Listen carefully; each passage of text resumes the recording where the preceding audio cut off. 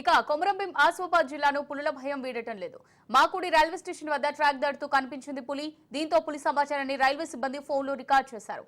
Railway సిబ్బంది అటవీ శాఖకు సమాచారం అందించారు.